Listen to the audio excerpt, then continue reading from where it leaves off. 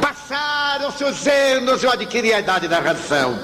Em 1967, eu fui por primeira vez a Paris, a instâncias de uma querida amiga. Tendo ido a Portugal e a Espanha, que estavam respectivamente sob os talantes totalitaristas de Salazar e de Franco. Em Portugal realizei uma série de conferências em subterrâneos, porque era proibida a doutrina espírita, como muito bem disse o nosso antecessor, não apenas proibida, perseguida terrivelmente. Então eu proferi uma série de palestras para grupos entre 11 horas da noite e 2 da madrugada, para não chamar a atenção. Depois fui à Espanha, repetiu-se a mesma façanha, e dali a estância de uma amiga deu um salto em Paris, para conhecer, sendo hóspede de um casal amigo que representava a Petrobras junto ao governo da França na época. A primeira noite para mim em Paris foi profundamente tormentosa. Não consegui conciliar o sono, embora fosse agosto. Eu atribuí que fosse a temperatura desagradável do verão. No dia seguinte eu pedi aos meus anfitriões que me permitissem caminhar um pouco. E a minha amiga disse: não se vá perder em Paris. Eu digo: mas logo em Paris? Perder-se em Paris será uma honra, já imaginou? Eu estou perdido em Paris. É uma maravilha. É muito ruim se perder em Jacarepaguá, mas em Paris não há problema. Ela sorriu e digo: olha, fique tranquila, eu vou levar no telefone, e se eu tiver dificuldade de voltar, eu telefono de qualquer lugar e digo a rua em que estou. Mas o que eu queria era caminhar, aquela aflição interna, aquele desassossego. Comecei a andar, desci uma escadaria qualquer, peguei um metrô qualquer, e quando eu estava no metrô eu disse assim: meu Deus, o que está acontecendo comigo? Um impulso estranho toma conta de mim. Eu sou uma pessoa mais ou menos normal. Aliás, dizem que eu sou até paranormal. Então, para onde eu vou? E fiquei. O metrô levou-me a uma estação terminal. Parou, eu saltei com todo mundo. Subi à superfície e vi vários ônibus, alguns dos quais escritos Versailles. A tradição de Versailles já me era conhecida, é óbvio. Eu já era um adulto. Entrei no ônibus. E quando estávamos nos bosques das cercanias de Versailles, aquela mesma força imperiosa levou-me a saltar. Eu saltei e reconheci o lugar. Reconheci o bosque e uma pequena estrada real de pedras irregulares. Aquele mesmo impulso fez-me acompanhar a estrada real. E subitamente, diante dos meus olhos, um monastério que deveria ter sido construído um pouco depois da Idade Média apareceu-me fascinante. Eu sempre tive uma profunda inclinação religiosa, como muito bem anuncia o irmão Miguel de Jesus Sardano. Aquilo me cativou e eu comecei a sentir uma mudança de personalidade interna. Sou normalmente alegre, sem fazer autobiografia, sou jovial, adoro a vida. Naquele momento eu comecei a sentir o temperamento mudar-se. Uma melancolia profunda, uma certa irritabilidade, um desconforto moral. Eu digo: meu Deus, mas estou aqui porque quero. Aquilo foi tomando vulto e eu me acerquei da porta do monastério.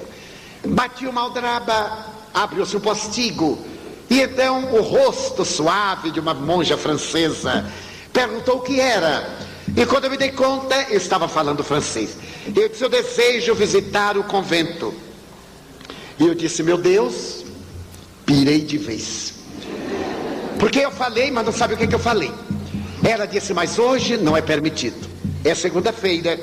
E os monumentos públicos da França estão em limpeza. Embora a nossa casa não seja pública, não é permitida a visita de estranhos. Com uma autoridade que não me é peculiar, eu disse para ela: por favor, chame a Madre Mestra. Ela me olhou surpresa. Abriu a porta, eu entrei no parlatório. Minutos depois chegou uma senhora de 50 anos aproximadamente. E eu disse: madre, eu sou estrangeiro, estou visitando Paris.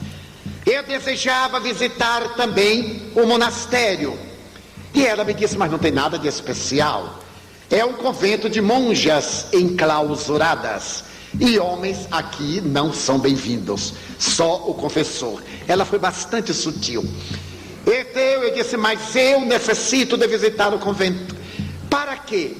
Porque eu sou o fundador da ordem. Eu digo, meu Deus, o que é que me aconteceu? Ela olhou para mim, juntou as mãos níveis e disse assim, e o fundador da ordem. Eu disse, sim senhora, só que ele morreu há mais de 300 anos. Eu disse, é claro, eu me lembro. O convento foi fundado em 1625, durante a vigência do terceiro período da Guerra Franco-Austríaca. E nessa oportunidade eu estava reencarnado. Eu notei o choque da monja, mas eu estava mais assustado do que ela, porque eu estava falando o que eu não sabia, o que eu não entendia, e tampouco eu podia dizer, mas o que é que eu estou fazendo aqui? Ela vai chamar a polícia, e se eu tenho medo de polícia brasileira, imagine de polícia francesa. Ela disse, meu filho, você não está passando bem. Você está onde? Quer dar o endereço para que eu telefone para lhe mandar buscar?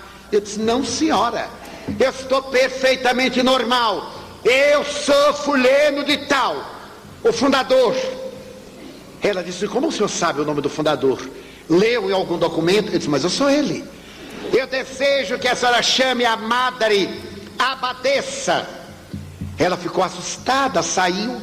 E daí a pouco chegou uma senhora veneranda, de 60 anos, já sorrindo, esse sorriso de quem fala, coitadinho. Deixar ter muito cuidado com ele. Sim, meu filho, seja breve. Eu disse, madre, eu desejo visitar o convento. Ela disse, mas é proibido. Porque para visitar o convento, o senhor terá que passar na clausura. E somente o nosso confessor do sexo masculino é que a pode vadiar. Eu digo, mas eu quero ver o quarto onde eu morri. Ela disse, e você é quem? Eu me lembrei até de Chico Anísio, o senhor é o importante quem? Eu disse, eu sou o fundador da ordem. Ela disse, vá para casa, meu filho. Eu disse, madre, eu vou visitar o quarto onde eu morri. Eu me lembro que há uma pedra, e que a tradição reza que essa pedra foi desgastada pela beatitude do homem. De tanto ajoelhar-se, ele teria gasto a pedra. Há uma Madonna à parede, que foi queimada por uma vela acesa. Ela disse, onde o senhor leu isso? Eu disse, eu não li em lugar nenhum, eu me lembro. E gostaria de voltar à minha cela. Ela disse, mas é impossível. Eu disse, não é. Porque eu poderei contornar o altar central. Há uma porta à esquerda que eu saio no corredor. Ela disse, mas quem lhe contou? Eu digo, madre, eu me lembro. Ela disse, então venha mostrar-nos. Eu levantei-me, mudei completamente o meu tipo de temperamento, comecei a andar, e atrás de mim vieram a abadesa, a madre superiora e a porteira. Eu olhei para trás e meio normal, meio paranormal ou meio qualquer coisa, eu comecei a rir, disse, meu Deus, como antigamente. As 3 atrás do confessor. E fomos. Eu encontrei a porta, saímos no corredor, eu cheguei à cela, comovi-me e disse, madre, eu morri numa enxerga que estava ali. Ela pegou pela mão e disse, agora você vai me contar essa história direito. E me levou a uma sala e conversamos. Era mais ou menos entre 10h30 e 11 horas da manhã. E conversamos. Ela me convidou para almoçar. E eu almocei a deliciosa comida de freiras. E conversamos. E ela me convidou para lanchar. E lanchamos. E ela me mandou levar a Paris, porque já era tarde. E a família estava preocupada. E eu lhe falei da reencarnação. Eu lhe falei da era nova, que havia começado em Paris. Fazia um pouco mais de 1 século e 10 anos. Eu lhe falei da proposta espírita, da restauração do cristianismo, da imortalidade da alma, da sua comunicabilidade, da volta. Esta não é a nossa primeira experiência carnal. Aqui estamos repetindo os nossos labores, nos quais fracassamos ontem. Ela pediu-me para voltar. Eu levei o Evangelho segundo o Espiritismo e o Livro dos Espíritos. Fiquemos amigos. Quando eu me despedi, 4 dias depois, ela me segurou as mãos e me disse, que pena, é tarde demais para mim para adotar essa filosofia. Eu tenho 62 anos. Eu gostaria de adotar esse pensamento filosófico, de retirar o meu hábito. E eu lhe disse: não, madre, se a senhora tirar o hábito e ficar espírita, será uma espírita a mais. Mas se a senhora ficar espírita com o hábito, será a única espírita freira da humanidade. Então é mais vantagem. Fiquemos amigos, correspondemos-nos. Quando ela esteve em Bruxelas, eu a visitei, porque periodicamente as abadesas são transferidas por motivos teológicos, e acompanhei-a praticamente até a morte. E sempre quando tenho tido oportunidades, eu retorno ao monastério. Digamos que numa expressão saudosista, então eu vim entender aquele antigo amor à França. Mas esta era uma memória de 1625 a 1634, aonde estava a Marselhesa, que é de volta de 1789. Portanto, mais de 150 anos depois, iria identificar mais tarde, ao visitar outro departamento de Paris e outro reduto histórico, e ali identificar as reminiscências que me empolgavam a alma. Entendi-me a mim mesmo, consegui mergulhar no abismo do eu profundo que Jung chama o inconsciente individual, arrancar dali os arquétipos que me levaram a determinados comportamentos, principalmente a abraçar Jesus, esse libertador das almas, esse herói não amado, que é naturalmente o nosso máximo e que é a razão da existência daqueles que o amam. A reencarnação está dentro de